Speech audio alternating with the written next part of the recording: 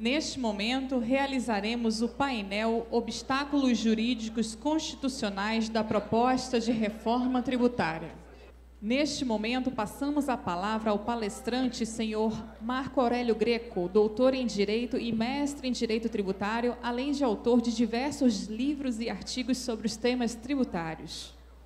Eu vou ficar focado apenas na proposta que está mais avançada, que está aí, que é a PEC 45, que já tem aprovação pela Comissão de Constituição e Justiça, já tem comissão mista montada, e as coisas estão caminhando numa velocidade que, para mim, é preocupante.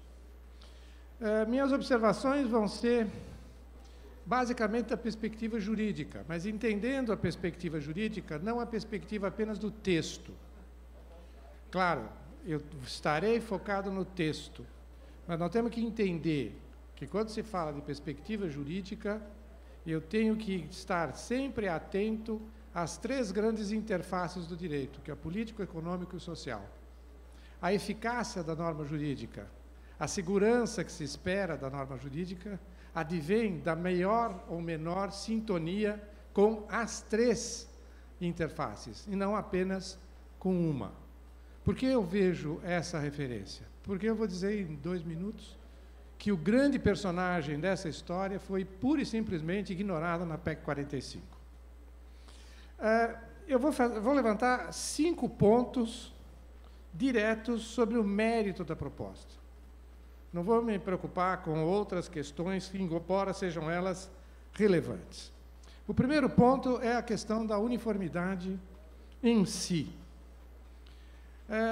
E é uma uniformidade proposta numa tributação de consumo. Aqui eu tenho uma visão muito simples, que é a visão do conselheiro Acácio. Se nós vamos tributar consumo, quem é o personagem principal? É quem consome. Se é quem consome, é a população. Se a população é o personagem principal, Estado, poder público, e empresa não é o personagem principal da tributação do consumo. Poderá ser personagem principal da tributação da renda, poderá ser personagem principal em termos de serviços públicos, mas não em tributação do consumo. É um personagem importante, mas não é o personagem principal. Por que eu faço essa observação? Porque eu tenho visto muita preocupação e muito debate sobre o quanto vai arrecadar, o quanto vai perder de arrecadação, como é que vão ficar as contas públicas, como se o personagem principal fosse o Estado. Eu vejo muita preocupação no sentido das empresas também. Não, mas eu tenho um custo de compliance muito alto, eu tenho uma complexidade na aplicação da legislação, que esse é um outro problema também relevante, mas não é, a meu ver, o centro da discussão. O centro da discussão é perguntar qual é a população que nós temos e saber se essa população é compatível com uma tributação uniforme. A minha resposta é direta. Uma tributação uniforme sobre o consumo é incompatível com a nossa realidade brasileira, com a nossa realidade brasileira. Toda uniformidade é sedutora. Ela é, diria, platonicamente sedutora. Ou seja, ela agrada no mundo das ideias, nos desenhos abstratos, nos números, tá? Mas, em geral, no plano dos fatos, ela leva a paradoxos e distorções. Vocês querem ver um exemplo histórico de distorção quando se leva a uniformidade ao último grau? Todo mundo é igual. Todo mundo tem que ser absolutamente igual. Vou lhe relatar um fato histórico, está num livro francês publicado há alguns anos atrás, que examinou o período do terror. O período do terror foram 4, 5 anos logo depois da Revolução Francesa. Nesse período, um padeiro parisiense colocou na sua padaria uma plaquinha escrito melhor padeiro de Paris. Sabe o que aconteceu com ele? Foi guilhotinado. Porque ninguém pode ser melhor que o outro. Ou seja, quando se faz um corte uniforme, nós estamos pura e simplesmente desconsiderando a realidade. Nós estamos pura e simplesmente dizendo, não me interessam os fatos. E eu vi em várias várias palestras referência, falta de análise da realidade, falta de levantamentos práticos, falta de estudo prévio e assim por diante. Esse é o desdobramento. A uniformidade da tributação no consumo, a meu ver, depende pelo menos de 4 pressupostos. Pressupostos que eu posso encontrar, talvez, em alguns países da Europa, que eu posso encontrar na Nova Zelândia e em outros países do mundo. De uma forma muito sintética, porque isso já foi referido em mais de um expositor.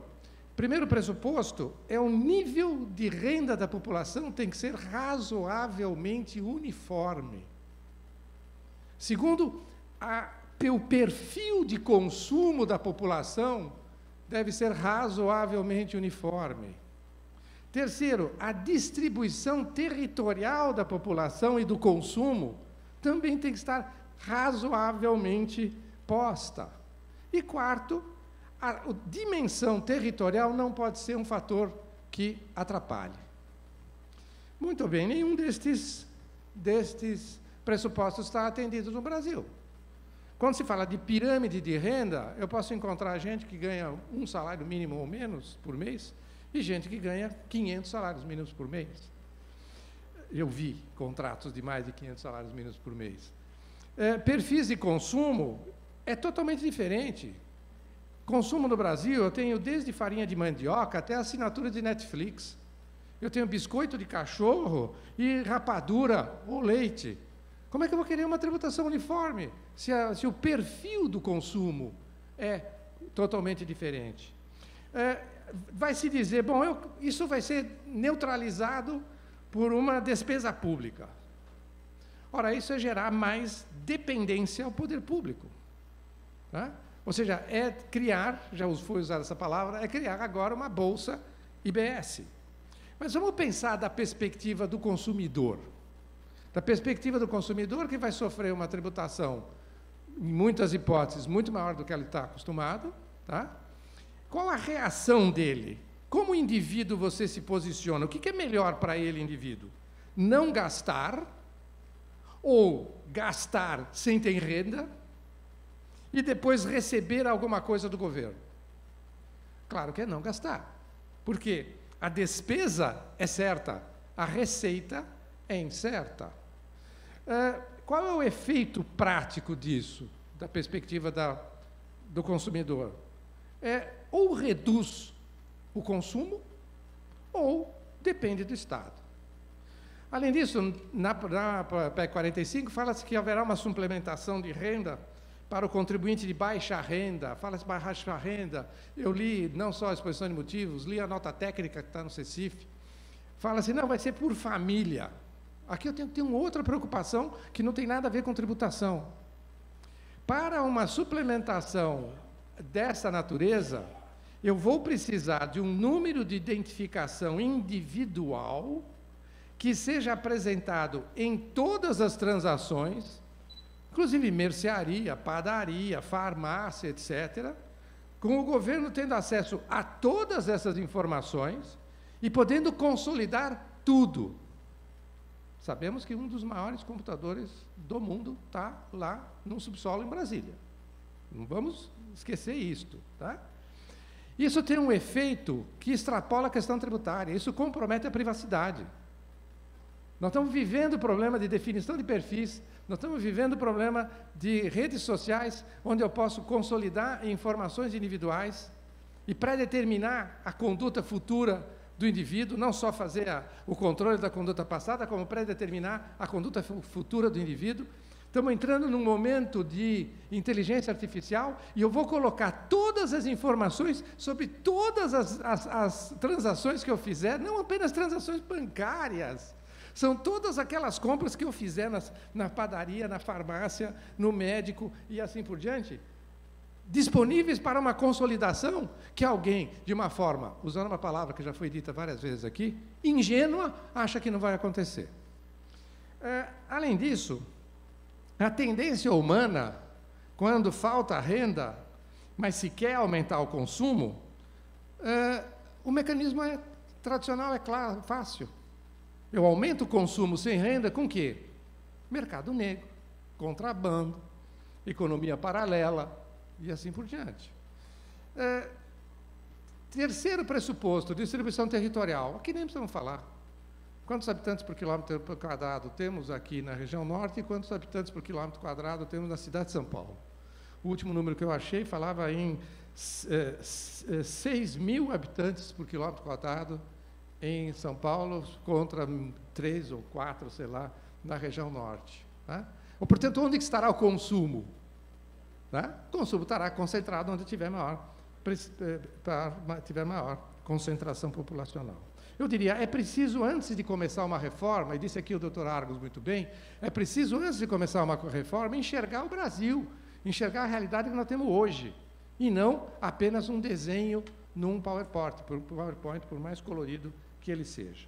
4, distâncias territoriais versus logística versus custos. Logística, custo, preço maior, menor consumo, inviabilidade da alocação da produção no estado de origem. Isso é uma matemática muito simples de ser examinada. Mas tem certas coisas que a gente precisa dizer, porque falam, não, mas lá na Europa o IVA funciona muito bem. Tenho sérias dúvidas. Mas lá funciona muito bem. Mas vamos pegar um número. Lisboa-Copenhague são 3.100 quilômetros. Manaus-Porto Alegre são 4.400. Qual é a infraestrutura que eu tenho entre Lisboa e Copenhague e a infraestrutura que eu tenho em Manaus e Porto Alegre? De transporte, energia, telecom e assim por diante. Então, não dá para transplantar. É uma falácia, também já se usou essa palavra, eu sou um pouco repetitivo, mas é uma falácia querer transplantar um modelo que pode ter dado certo, num certo medido, num determinado local, e querer transplantar para o Brasil. É claro que a redução de tributos pode ser desejável, mas a uniformidade de uma tributação do consumo é incompatível com a realidade brasileira, e eu estou convencido. É querer que os fatos se adaptem à teoria, por mais bonita que ela seja no livro-texto. E mais, em matéria de consumo, também já foi dito isto, é tratar igualmente os desiguais. E, com isso, confrontar a isonomia tributária e confrontar a capacidade contributiva. Mas isso já foi tratado, mas eu quero aprofundar um pouquinho mais outros pontos. O segundo ponto é a materialidade que está desenhada no texto, não na exposição de motivos, mas no texto da PEC 45. Ele é um imposto sobre valor agregado? Economicamente pode ser, juridicamente não é. O que define a natureza de um imposto é o pressuposto de fato constitucionalmente delimitado. E valor agregado não aparece lá. Então, juridicamente, ele não é um imposto sobre valor agregado. Ele pode ser economicamente um imposto sobre valor agregado, que é outra conversa. Ele é um imposto sobre bens e serviços? Também não é. Ele é um imposto sobre bens, serviços, intangíveis, cessão de direitos, licenciamento de direitos e locação de bens. Eu tenho 6 conceitos utilizados para atribuir competência tributária. É um grande problema jurídico. É um grande problema jurídico. Qual é a experiência brasileira? Falou aqui o doutor Maurício Fara, que é um advogado de contencioso. Passa uma semana, ele fica com dor no peito se não briga com alguém. Nós temos, na nossa experiência brasileira, muito debate sobre conceitos constitucionais. Receita, faturamento, mercadoria, operações, circulação, veículo automotor, serviço, salário, não cumulatividade, foram todas discussões que nós tivemos postas no Poder Judiciário. Tá? Além disso, eu vejo aqui um problema de técnica na definição do tipo legal, da tipicidade tributária. Por quê? Na definição dos tipos tributados, eu posso usar tipos materiais, quando eu me refiro a alguma coisa que é, ou posso me utilizar de tipos funcionais, quando eu me refiro a um efeito de algo ou a algo que leva a uma outra consequência. Então, eu posso ter tipos materiais e tipos funcionais. Tipos materiais numa linguagem coloquial, define coisas. Tipos funcionais define relações. Tá? Muito bem. O conceito funcional pode ser muito útil e diminuir certos questionamentos. Um bom exemplo é o que acontece na Europa. Lá é um imposto sobre valor agregado. E lá eles não têm discussão sobre o que é serviço. Vamos entender a lógica? A lógica da incidência europeia é a seguinte: cria-se um imposto que incide sobre o valor agregado, sobre a agregação de valor. Grande guarda-chuva. Defino que entrega de bens é tratada de uma forma. O resto é serviço. Ok? Aqui o que eu tenho? Eu tenho um tipo funcional que me diz um efeito, agregação de valor, mas não diz quais são os pressupostos desse efeito, um efeito que é agregação de valor. Tem uma definição positiva, o que é entrega, e uma definição negativa. O resto é serviços. Lá eles não têm problema de serviço. Desde que haja agregação de valor, que é o guarda-chuva, tá? E não é entrega de bem, é serviço. No Brasil, adotou-se o conceito material. Atribuiu-se aos municípios a competência para tributar serviços. Quando eu dou competência para tributar serviços, eu preciso dizer positivamente o que é serviço. Eu não tenho guarda-chuva. Se eu preciso dizer positivamente o que é serviço, bom, está aberta a temporada de caça. E aí todas as discussões que a gente está vivendo. Numa época vem o Supremo Tribunal Federal e diz: serviço é uma prestação regulada pelo direito civil. Vem uma outra época e diz: não é isso, é qualquer coisa que exista dentro de um processo econômico. Vem numa outra época e diz: é também o leasing e é também o plano de saúde. Por quê? Por que essa dificuldade? Essa dificuldade é porque ele precisa definir pela positiva o que é. Tá? Eu tenho 6 definidos pela positiva. Não tenho 1, eu tenho 6 definidos pela positiva. Tá? Além disso, qual é o critério que está sendo mais recentemente utilizado? Tá? É o funcional, não só no campo tributário. Há uma decisão muito interessante de junho de 2019 da Corte Europeia de Justiça sobre o caso denominado Skype Out, quando, através do Skype, você pode fazer uma ligação num terminal. Tá? Não só de Skype, computador, mas para um número fixo ou um número de celular. Qual foi a solução? Diziam: isso é telecom, não é telecom, isso é telecom. Então, solução da Corte Europeia: não me interessa o que é. O que me interessa é que funciona igual. Se funciona igual a um telefone celular, ele vai ser enquadrado da mesma forma que a telefonia fixa. Muito bem. Acontece que até mesmo os conceitos funcionais, como, por exemplo, renda, não está dito que é renda. Tá? Renda, na Constituição não está. Vai ter uma discussão para saber se existe conceito constitucional de renda. O Supremo diz: não tem conceito constitucional de renda. Está no Código, mas não está na Constituição. Até esse tipo de conceito, que é um conceito funcional, é delicado. Por quê? Vejam essas discussões sobre indenizações, se estão dentro do conceito de renda, heranças, doações, mínimo existencial, correção monetária, compensação de prejuízos. Ou seja, qualquer conceito que eu coloque dentro da Constituição vai me abrir um litígio no dia seguinte. Vou só até arriscar, antes mesmo de entrar em vigor, porque nós já tivemos precedentes aqui de emenda constitucional que ia entrar em vigor dali 3 meses, já tinha mandado de segurança impetrado antes mesmo de entrar em vigor. Mas isso me dá uma série de dúvidas. Por exemplo, vamos pegar alguns exemplos. Eu listei aqui 4 ou 5. Primeiro, cessão. Alcança a cessão de direitos e, por exemplo, desconto de duplicatas? Porque se o imposto incide sobre cessões de direitos, ao fazer um desconto duplicata, eu tenho uma cessão de direito. Se eu tenho uma cessão de direito, eu vou ter esse imposto.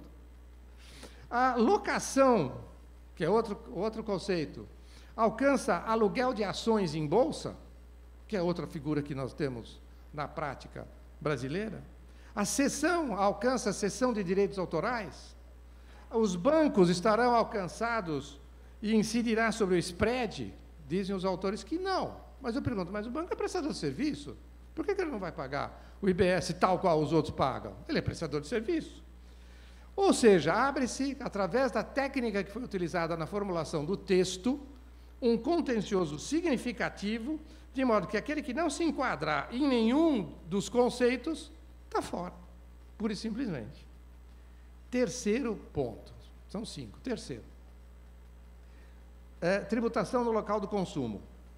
Tem sentido aproximar a tributação ao local do consumo? Em tese, sim. Mas o mundo moderno torna isso muito complicado e muito difícil de determinar. Exatamente, um exemplo é dos intangíveis. Há um grande debate hoje no ISS, que já existe, tá? Onde que deve ser cobrado o ISS. Eu tenho um colega de Santa Catarina, que é advogado de uma empresa de informática, que me diz, Marco, eu tenho mais de 10 ações consignatórias em municípios diferentes, porque o meu cliente presta serviço em vários municípios, e cada município quer cobrar o ISS integralmente, e eu tenho que fazer ações consignatórias em cada um desses municípios. Isso vai desaparecer? Não, vai continuar igualzinho. Porque, como haverá uma alíquota municipal diferente, definida pelo CEP, né? Ficamos sabendo, eu achei ótimo. Essa tem uma historinha que eu posso contar sobre o CEP, que é ótimo. Tá? Não vai ser resolvido, vai continuar o mesmo problema. E mais, tributar no consumo não é garantia de inexistência de problemas. Basta ver a experiência europeia. A Europa sofreu muito no âmbito do IVA com a chamada fraude carrossel. Fraude carrossel, o que era? Exatamente um carrossel. Eu faço uma interestadual, sem tributação, faço uma interna tributada que eu não pago e faço uma outra interestadual que eventualmente volta para o estado de origem e assim vamos. Tá? Isso está na jurisprudência da Corte Europeia de Justiça. Todos os países europeus têm a fraude carrossel engasgada aqui, porque falam, mas pensamos tão bem que daria certo a tributação no consumo, mas na hora H aparece a criatividade no sentido de buscar a fuga do tributo, a sonegação, e obtém-se exatamente o que não se desejava obter. No Brasil, qual foi a experiência brasileira na imunidade das interestaduais com combustíveis? Vamos lembrar no início da implantação da Constituição de 88? Interestaduais com combustíveis saíam do Rio de Janeiro, caminhões e caminhões e caminhões, para entregar em Minas e depois voltavam para o Rio de Janeiro, ia sem nada, voltava sem nada, e era consumido no Rio de Janeiro, ou em São Paulo, porque era perto da refinaria e assim por diante.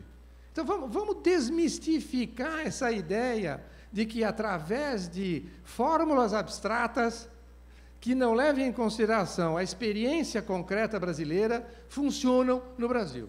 Para mim, isso é um mito, mas um mito que tem que ser desmistificado. É verdade, além de tudo, que o Brasil tem grandes problemas nos estados de origem. Me impressionou muito uma frase de um procurador da Fazenda do Estado de Minas Gerais, onde ele diz o seguinte: levam a riqueza e deixam os buracos. E não é um problema pequeno.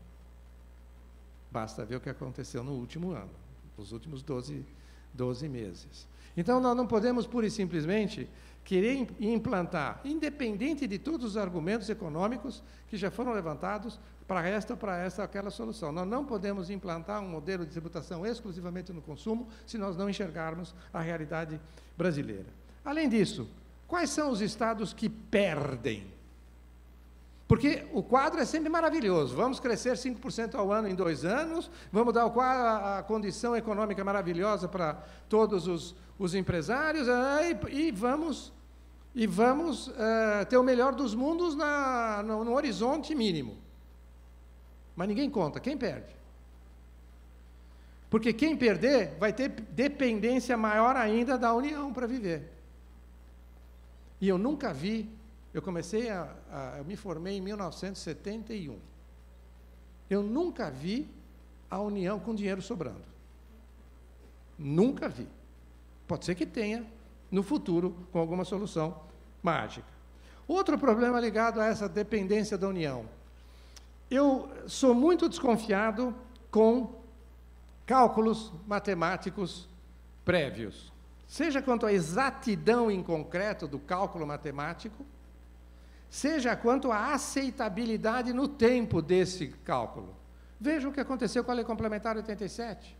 A Lei Complementar 87 e 96 foi alterada pela 115 de 2002, depois gerou uma emenda constitucional 42 de 2003, sempre discutindo o anexo era insuficiente, era isso. Essa é a nossa experiência. Como nós vamos apoiar um modelo de tributação que vai depender necessariamente de recomposições por parte do orçamento federal? Eu acho que nega a nossa realidade. E mais, o efeito prático da tributação exclusivamente no consumo é o desaparecimento da vantagem diferencial da Zona Franca. Ah, não vai sumir do texto constitucional, está lá o nome Zona Franca, sim, mas só que não tem nada embaixo. Tá? Então, acaba a Zona Franca. Quarto ponto, são 5, já estou no quarto. Adequação ao futuro. A Constituição é feita não só para resolver problemas presentes, mas é também para projetar soluções para o futuro. E a PEC 45, a meu ver, não está adequada para o futuro. A incidência apoiada em tipos materiais tendem a caducar com o tempo. Um exemplo muito simples. A Lei Complementar 87, que é de 1996, que está em vigor até hoje, prevê em 2 dispositivos ficha telefônica. Caducou há muito tempo. Tá? Ou seja, a utilização de um conceito material, ele se esgota. Não apenas os conceitos estão mudando, o mundo está mudando.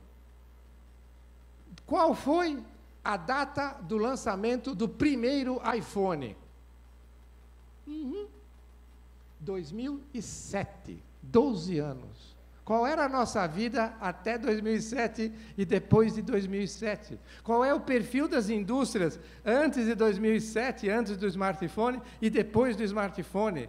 Que não é só o fone, mas fala, grava, tira foto, vê internet, etc, etc, etc. Mudou o mundo. Como que eu posso trabalhar com o conceito de ficha telefônica? Como eu posso trabalhar com o conceito de cessão ou locação? Tá?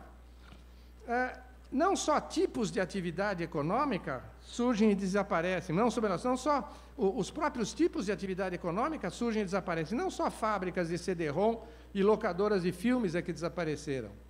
Vamos pegar um exemplo? Os banqueiros. E isso é uma crítica que eu faço olhando para a PEC 110, porque a PEC 110 coloca suas fichas numa arrecadação 100% através do sistema bancário. Tá? Em 1850, no Código Comercial, os banqueiros eram definidos como comerciantes. Comerciantes de moedas e comerciantes de títulos. Hoje, ninguém tem dúvida de que os banqueiros são prestadores de serviço. Não são mais comerciantes, são prestadores de serviço. Amanhã, existirão bancos? Eu tenho dúvida. Do jeito que as coisas vão, com as moedas virtuais, com os pagamentos através da internet, com o que está acontecendo nesse ano, eu tenho dúvida que os bancos que nós teremos daqui 10 anos ou 20 anos serão esses bancos que nós conhecemos nos últimos 100 anos da experiência brasileira. Então, como que eu posso apostar minhas fichas num mecanismo que hoje eu já tenho dúvida que vai permanecer? Tá? Portanto, tipicidade material não acompanha a mudança. É preciso utilizar outros critérios de tributação e a captação da capacidade contributiva.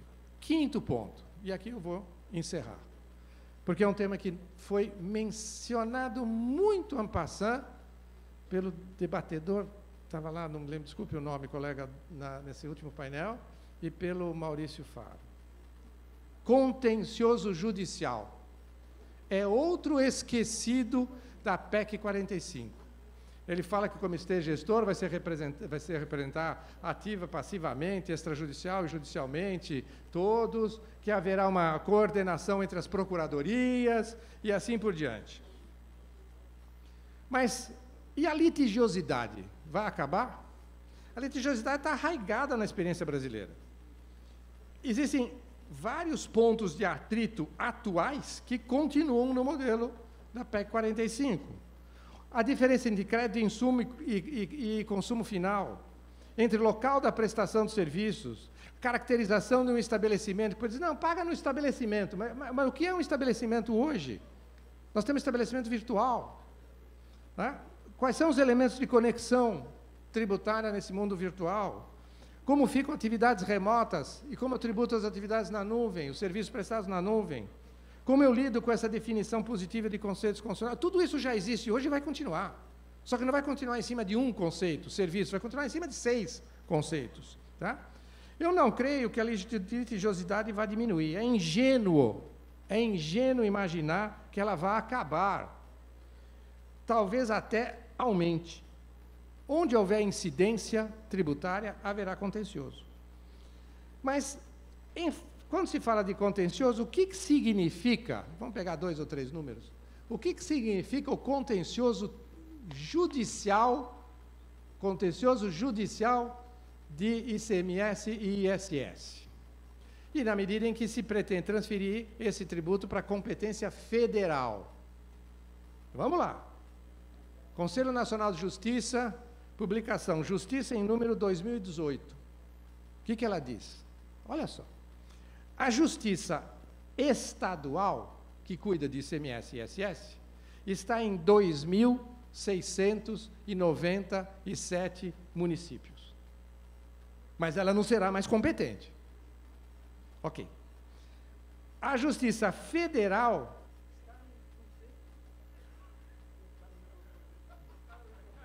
Vai à capela. A Justiça Federal, que passará a ser competente sobre o IBS inteiro, está em 279 municípios, 10 vezes menos. Eu vou obrigar todos os contribuintes que hoje estão no ISS e no ICMS a peregrinarem para um desses 279 fóruns, quando antes eles iriam para um dos 2.600 fóruns. Em número de processos novos, em 2018, Justiça Federal inteira, 2 milhões, número redondo, 2 milhões de novos. Processos tributários federais, em 2018, 740 mil. Justiça Estadual Tributária, só ICMS e ISS, com nome ISS e ICMS, 220 mil. Mas se nós considerarmos mais a respectiva proporção na dívida ativa, isso sobe para 446 mil. Processos novos que pode-se estimar que serão de ISS e de ICMS. Isso significa o quê? Crescimento de 15% a 30% do volume total da Justiça Federal, ou de 40% a 60% do volume tributário federal, para juízos federais que já estão sobrecarregados. E aí as perguntas que ficam, vão criar 10 vezes mais fóruns federais? O quadro de pessoal total da Justiça Federal vai ter que crescer em 15% pelo menos? Vão produzir juízes? Mas nós vamos ao site do Conselho da Justiça Federal, há 390 cargos vagos de juiz. Não tem juiz federal. Não preenche 390. Vai precisar de mais 40%. Ou seja, é preciso pensar no dia seguinte também e nos custos que serão gerados para todos. Não pensar apenas de uma forma simplista de que uma procuradoria vai se coordenar e estamos resolvidos. Não estamos, não. Nós estamos com um grande problema perante o Poder Judiciário. Em suma, e para não ser meramente crítico, há coisas a serem feitas? Aqui o doutor Arvos foi muito feliz na sua explanação. Há muita coisa para ser feita sem mudança constitucional. Eu enxergo alguma coisa, eventualmente, um ponto, uma linha na Constituição. Não mais do que isto. Muito de lei complementar, muito de legislação ordinária. Unificar PIS/COFINS, eu não preciso de mudança. Eu faço por lei ordinária. Eu vejo, sim, 3 grandes focos de preocupação para todos nós. Primeiro, modo de pagamento. Eu gostaria de fazer um cheque só e ficar livre e não ter dúvida nenhuma de que eu estou absolutamente quites com todos os fiscos. Isso é possível fazer? É. Por uma lei complementar, se eu puser uma linha na Constituição. Uma linha, não é mais do que isso. Segundo, obrigações acessórias, que já foi mencionado por mais de um dos participantes. E terceiro, penalidades. As penalidades tributárias hoje são enormes, totalmente desproporcionais. Então, penalidades de ICMS sobre o valor da operação. Espera um pouquinho. Tá? Onde nós estamos? Há uma desproporção nas penalidades. E a experiência, pelo menos a minha, é de que muitos contribuintes dizem, olha, eu sei que era duvidoso o tributo, agora 100% do valor da operação não dá. Então eu diria, vamos focar onde estão os problemas reais da complexidade, das dificuldades de compliance e das dificuldades operacionais, como já foi mencionado. E não, pura e simplesmente, passar uma borracha num sistema tributário que está aí e implantar um novo que nós não sabemos qual vai ser. Muito obrigado. Nós temos aqui pessoas de todas as esferas e isso demonstra a relevância dos temas aqui abordados, todos num só sentido de discutir essa reforma tributária dentro da nossa ótica da Zona Franca de Manaus.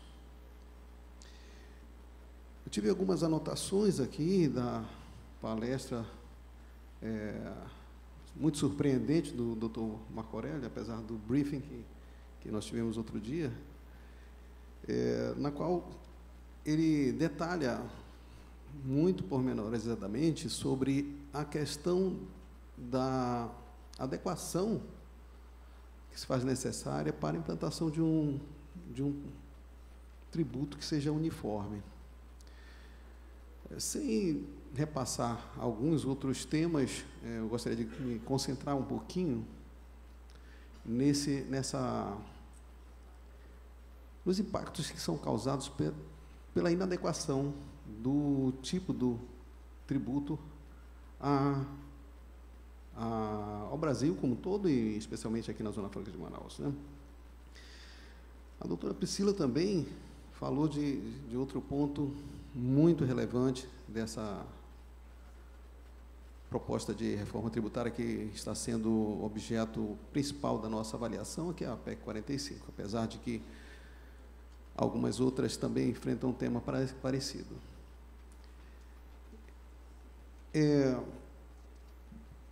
O que me leva aqui a estimular mais um pouco sobre o debate nesse aspecto da uniformização, que nós não estamos identificando todos aqueles requisitos que o doutor falou que seriam necessários para que nós tivéssemos um efeito positivo da implantação de um tributo uniforme em um país, em um estado, vamos dizer assim, né? Uma nação. O Brasil, ele é reconhecidamente um país da diversidade em todos os sentidos, né? Diversidade social, de renda, cultural, e aí a gente pode passar um tempo falando sobre elas, né? Mas o que importa que é o tema realmente são aqueles pontos passados pelo doutor que parece assim que nós escolhemos algo que menos poderia se adaptar ao nosso país, né? Nós não temos aqui um nível razoável, eu não diria, até irrazoável, a uniformidade do nosso nível de renda. Perfil de consumo, o que consome uma pessoa, como disse a doutora Priscila, né, de um município do interior do Acre, o que tem de similar com aquele que está em outra localidade, em Brasília, por exemplo, né? Não vamos falar no que consome lá, mas é bem diferente, né? A nossa distribuição territorial, nós temos distâncias magníficas aqui, né? Uma pessoa para se deslocar, professor, de Manaus para Tabatinga, de avião, gasta mais do que se deslocar para São Paulo. É mais caro. Como isso pode ser razoavelmente uniforme? Não tem como, né? e vão pagar igual, né? Vão pagar um imposto de forma igual. Há pouco tempo, nós tivemos na Europa uma discussão, o Brasil esteve em discussão pela provocação da União Europeia e, aderindo a esse questionamento, também o Japão. Os incentivos fiscais brasileiros foram colocados lá em tela, grandemente discutidos, e o nosso modelo da Zona Franca, ele simplesmente disse, não, este está ok. E por que ok? Todo mundo fala que foi por causa do aspecto ambiental, mas não é somente. Juridicamente, o doutor Heleno não se encontra, mas ele teve um artigo brilhante sobre o caso, antes mesmo de ser julgado. E eu, humildemente, também fiz em 2014. O que acontece é que a OMC, ela reconhece a concessão de incentivos fiscais para diminuir as desigualdades regionais. Ela não reconhece aqueles incentivos com fatores que são temporais, aqueles que são conjunturais, que não, absolutamente não é o nosso caso. A nossa distância não vai diminuir com o tempo para o centro consumidor, a não ser daqui a um tempo em que o Brasil todo esteja uniforme, né? Por enquanto, não é o nosso caso. Então, fazendo essas colocações, dito que a OMC tem isto como exceção para a regra de não concessão de incentivos fiscais, porque isso prejudica o mercado, eu gostaria de pedir ao doutor Marco Aurélio, tá, que nos fale um pouquinho sobre essa vedação que foi colocada no comando da PEC 45, do 152A, parágrafo, inciso 4º, vedando o legislador, quando instituir o imposto em lei complementar, tá, de conceder incentivos fiscais de qualquer forma, aqui, direto ou indiretamente, reduzam a carga tributária além da alíquota nominal, né? E fazendo um parênteses aqui, para ser cotejado com vários dispositivos aqui, alguns citados, que colocam que é o objetivo fundamental da República Federativa do Brasil erradicar a pobreza, a marginalização e reduzir as desigualdades sociais e regionais. Aí se repete de forma diferente nos artigos 43, 48 e demais que o doutor conhece muito. Além do que, o artigo 150, parágrafo 4º, teve uma leve alteração simplesmente para dizer que a lei poderá conceder incentivos fiscais, tá, só eliminando aqui o que era do ICMS, e ficou aí uma lacuna para ser preenchida na interpretação. Uma lei específica, seria uma lei ordinária, né? É isso as minhas considerações. Muito obrigado. Questão da uniformidade tributária versus a diversidade da realidade. A gente tem que enxergar o direito, vamos imaginar um triângulo. Tá? Cada vértice do triângulo eu tenho o político, o econômico e o social. E no meio eu tenho o direito. Se o direito atende a só uma destas facetas, ele vai desbalancear as outras. Ele vai ter um efeito negativo nas outras. Se ele só pensa no social, ele vai gerar um problema econômico ou vai gerar um problema político. Se ele só pensa no político, ele vai gerar um problema social, um problema econômico. Se ele só pensa no econômico, ele vai gerar um problema social, um problema político. E assim por diante. A uniformidade, ela, de novo, ela é platônica. Ela é um sonho. Tá? Não é algo real se eu tenho um país com essa diversidade. Como eu vou tributar consumo se eu tenho nível de renda totalmente diferente, se eu tenho perfil de consumo totalmente diferente, se eu tenho alocação de população totalmente diferente? Fica só... Eu não digo... Vamos lá, vamos dizer com todas as letras. Eu não tenho condições de afirmar se economicamente a proposta está errada. Não digo isso. Eu digo que ela é inadequada e incompatível. Tá? Eu não tenho conhecimento científico para afirmar certo ou errado, mas eu posso afirmar que, juridicamente, um tributo sobre o consumo uniforme é incompatível com a realidade brasileira. E é incompatível com a realidade brasileira mesmo, porque está sendo totalmente ignorada a questão dos incentivos. Falando agora da segunda parte da sua observação. Eu pergunto, alguém pensou na Lei Complementar 160? Eu tenho o convênio 190 que garantiu incentivos fiscais até 2023. Desculpe, 2032. Alguns até 2032. O Estado do Rio de Janeiro quis revogar um incentivo setorial e um juiz deu uma liminar dizendo que tinha direito adquirido a esse incentivo e não poderia revogar, com base no artigo 178. Se o ICMS minguar, como fica o ativo dessas empresas que têm a garantia do incentivo até 2032? Não pensaram nisso? Me desculpe, de novo, está se deixando de olhar a realidade. Está se partindo de uma ideia abstrata, teórica, que pode ter toda a sua lógica, eu não discuto a lógica dele, mas não se está olhando a realidade. Você vai dizer, bom, o que fazer? Em termos de Zona Franca, eu vejo alguns caminhos. Um caminho é, se for adiante esta concepção da PEC 45, a Zona Franca tem que estar prevista com todas as letras em minúcia, porque se não tiver prevista em minúcia toda, não só a rótulo Zona Franca, mas os mecanismos de proteção da vantagem diferencial, não teremos garantia de que isso será aceito.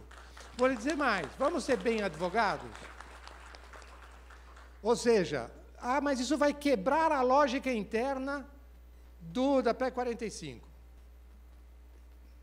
Sobre a PEC 45 versus a realidade, uniformidade versus diversidade, eu lembro uma história que o professor Geraldo Ataliba contava. Ele contava que existia um alfaiate maravilhoso, super prestigiado, que tinha tinha a melhor fama do melhor alfaiate, tá, do mundo. E um sujeito foi lá, contratou um terno, recebeu o terno, quando ele vestiu, ele falou, não, mas espera um pouquinho, essa manga está curta. Tá? E o alfaiate falou, não, puxa um pouco a manga aqui que ela fica certinha. Aí ele falou, não, tá bom, mas essa perna também está muito apertada. Não, puxa um pouquinho a perna que ela também vai tá no lugar, o terno vai ficar no lugar. E assim foi. Terminado isso, ele se convenceu de que, enfim, aquele era o melhor alfaiate do mundo, saiu à rua. Ao que ele saiu da rua, duas pessoas viram e falavam, ele todo assim andando, né? Falaram, poxa, olha que tristeza, essa pessoa tem uma deficiência séria, né? O outro falou, mas em compensação tem um alfaiate. Ou seja, é pegar a uniformidade do terno e querer colocar em algo que é completamente incompatível. Né? Então, me desculpem dizer com todas as letras. Para mim, ela tem problemas sérios de mérito. Não quero discutir outros aspectos. De mérito. Vai ser mantida? Se for mantida, tudo pode ser aprovado. Se for mantida, Zona Franca tem que estar com todas as letras. Tem que estar com todas as letras, não só dizendo que incide na origem, como nas interestaduais.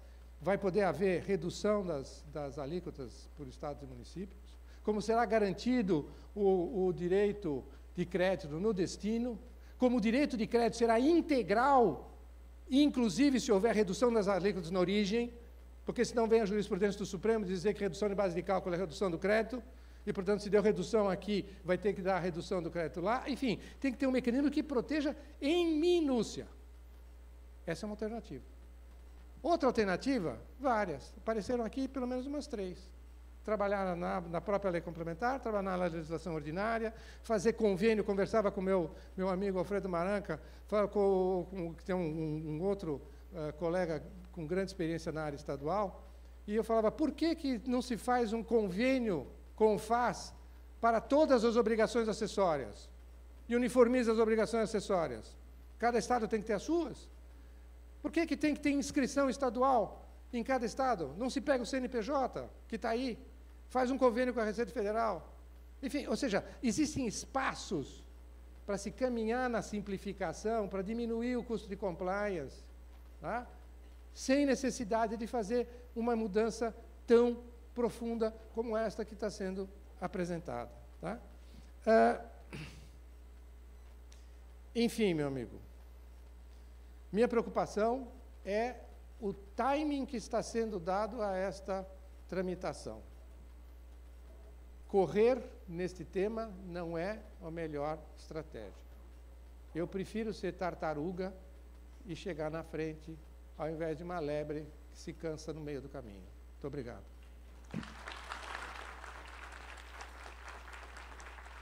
O caso da Lei Complementar 160, ele garante por um determinado prazo os incentivos que foram concedidos, que, aliás, eu tenho não quero entrar, vai. Então, lá, 2032, e vai permanecer o ICMS, pelo menos por um bom prazo, porque se essa PEC fosse aprovada no ano que vem, 2020, entraria em vigor em 2021, 10 anos, 2021 a 2031, até lá ele teria condição de fruir. Claro, fruiria o ICMS existente, mas de forma gradativamente em queda.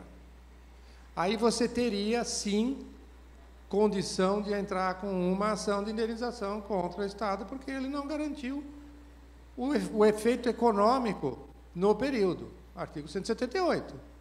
Qual é o efeito de você... Porque o artigo 178 diz, não pode revogar a isenção concedida a prazo certo sob condição. Se revogar, o que acontece? Ou não, ou bloqueia a revogação, ou, em sendo inevitável a revogação, transforma em indenização. Esse é um quadro. O outro quadro é quando você extingue constitucionalmente uma determinada categoria tributária. Aqui essa é uma questão que nós não tivemos na história ainda, na nossa experiência brasileira, nós nunca tivemos. Tá? Em que o Constituinte diz, eu garanto até 2073, mas eu extingo em 2010, ou 2020, enfim, ou 2030. Tá? Vai se voltar contra quem? Porque o Congresso Nacional, quando vota uma emenda constitucional, ele não é a União, ele é o país. É diferente dele votar uma lei ordinária, onde ele é a União, é o órgão legislativo da União. Mas quando ele vota uma emenda constitucional, é o país que está tomando uma decisão. Aí você diz, bom, mas esse país me prometeu até 2073 e esse país voltou atrás e acabou em 2021. E o que eu fiz? Como fica a proteção da confiança? Como fica a proteção dos investimentos feitos? Como fica... Olha, meu feeling, aí é só feeling por enquanto, Portela, é de que tem que se encontrar uma solução de equilíbrio para compor essa confiança rompida. Mas não tem nenhum precedente ainda nessa questão. Mas o que eu diria, qual o efeito prático inevitável? Litigiosidade. Mais um ponto de litígio, mais uma briga para ser levada ao judiciário, mais um processo que vai ser jogado na Justiça Federal, que já está sobrecarregada, que vai ainda ficar mais sobrecarregada, e assim por diante. Aqui eu lembro Vinícius de Moraes, não me lembro o nome da música, lembro do verso, onde ele dizia, se foi para desfazer, por que é que fez?